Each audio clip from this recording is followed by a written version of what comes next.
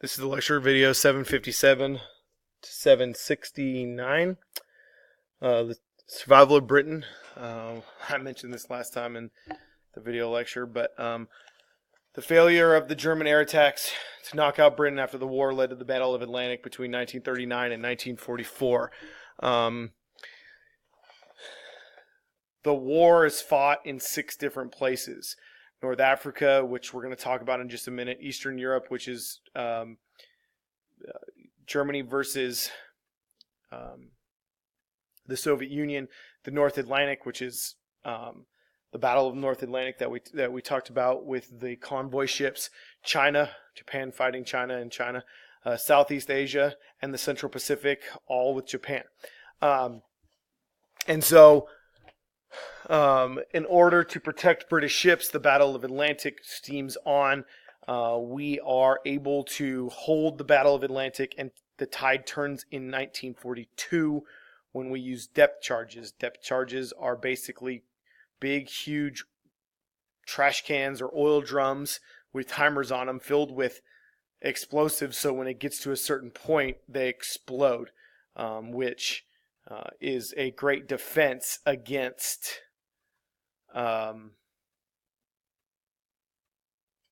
submarines.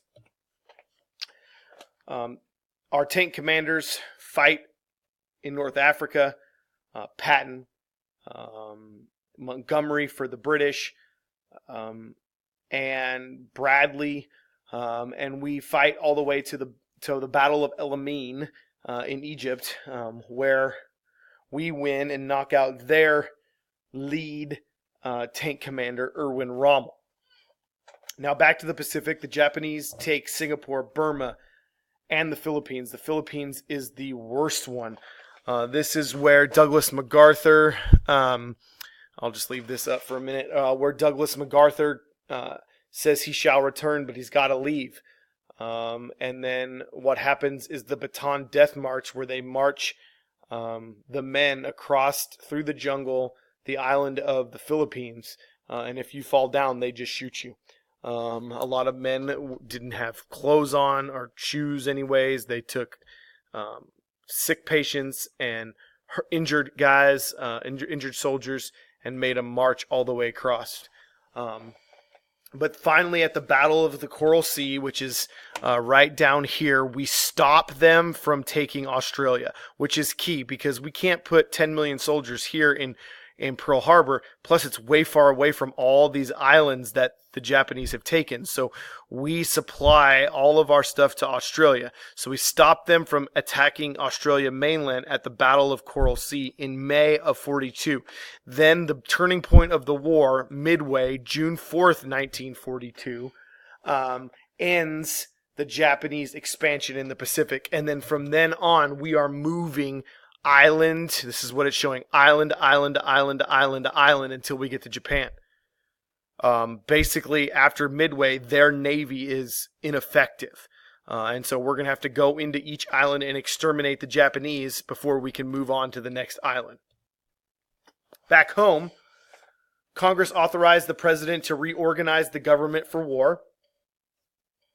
The War Manpower Commission allocated workers among vital industries and in the military. The War Production Board invested funds in new factories and managed war contracts. The big deal about this is that people are business owners and people, they were living through the Great Depression. They don't care. Tell us what you want to make. Well, I have a pencil making factory. Okay, well now you want me to make bombs or bullets? No problem. It'll get my factory running. It'll make me money, and it will make sure that the Great Depression will eventually end. Industries converted from consumer goods, like I said, to defensive production, applying mass production techniques to aircraft production. Like I showed you guys before with Ford's assembly line, they do the same thing with aircraft. Okay?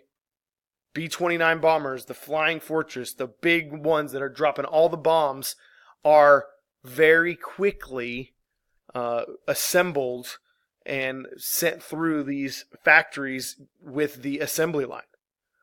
Most defense contracts went to industrial states. The South and West benefited the most.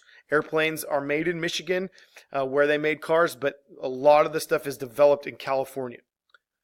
The mobilization of industry produced outstanding results that ended the Great Depression. Remember, I told you that. It's only war is going to be able to end the Great Depression.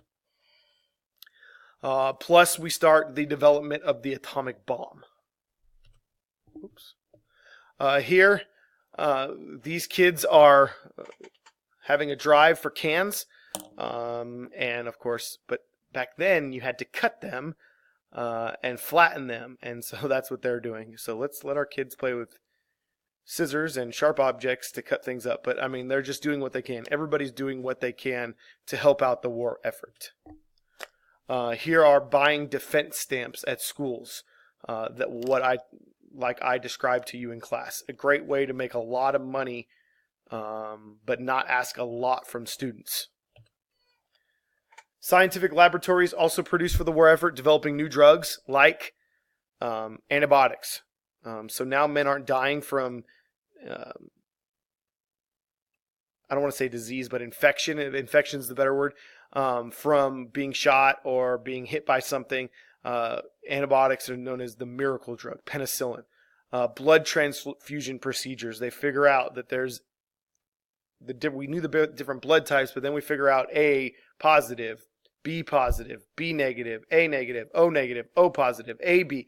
We figure out all the different blood types, plus the positives and negatives.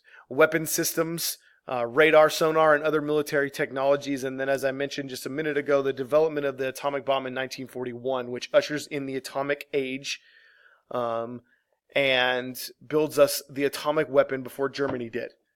And it is a remarkable bomb. The craziest thing is that the people that were working on it were sworn to secrecy, and they couldn't tell anybody. All the factories, when you were leaving, you wouldn't develop the whole atomic bomb, but you would develop parts of it. And it always said, don't tell anybody anything. Keep it on the DL. It's that important.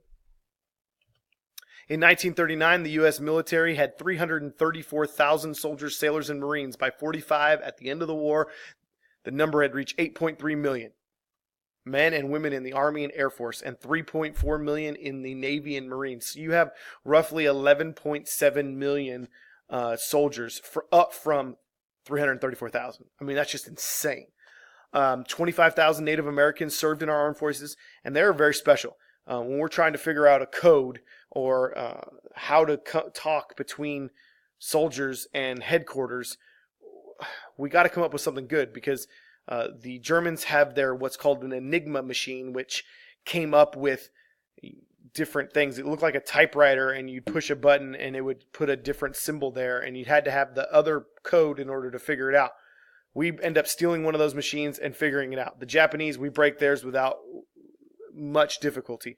But the Navajo, they can speak to each other in a language that is only known by Navajo, and different ways that even if there's 3 Navajo in a room, 2 can be speaking to each other, and the other Navajo only can pick up bits and pieces of the information.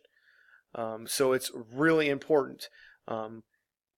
Each Navajo who was on the front was positioned with a Marine, and it was that Marine's job to protect that wind talker until the enemy got him. And if the enemy got him, it was his job to kill the Navajo code talker, because the code was more important than the man. So they are a very famous bunch that served in our military. About 1 million African Americans served in our military in segregated units, and they often encounter discrimination on and off the base, but they do provide for us. The Tuskegee Airmen, who are a very decorated group. You may have seen Red Tails or the older movie Tuskegee Airmen, and they fight valiantly throughout the war. It's a great honor for these African Americans to fly for our U.S. Army Air Force, because the Air Force branch has not been created yet. Women served as nurses and as members of the WACS Army, WAVES Navy, and SPARS Coast Guard, and in the Marine Corps Women's Reserve. The civilian auxiliary of the Air Force used women pilots to fly planes from the West Coast or from Michigan to Washington, D.C. to get ready for transport. And then they'd be flown back, and then they would fly back across the country with on an aircraft and to and from for the majority of the war. Many men and women married as economic times improved, and the war intensified romances. Married women often followed their husbands to various military bases, but they end up producing children, of course. But these children are what known as latchkey children. They have to defend for themselves. It wasn't seen as wrong to leave your 3 or 4-year-old at home tied up to the kitchen table on a leash, basically, and for somebody to come in and check on them every now and again, because can't take them to work, and we need the women to work. If you couldn't find somebody, what could you do? I mean, obviously highly illegal, and kids could die, but it's just the way it was. Children, as we talked about earlier, participated in many campaigns and drives throughout the war. The federal government tried to maintain war support through drives and campaigns and managed war news. They did use censorship. They have to. The Office of War Information enlisted Hollywood to produce films supporting the war. So they wanted to create war movies that made people happy and that they were supporting the war.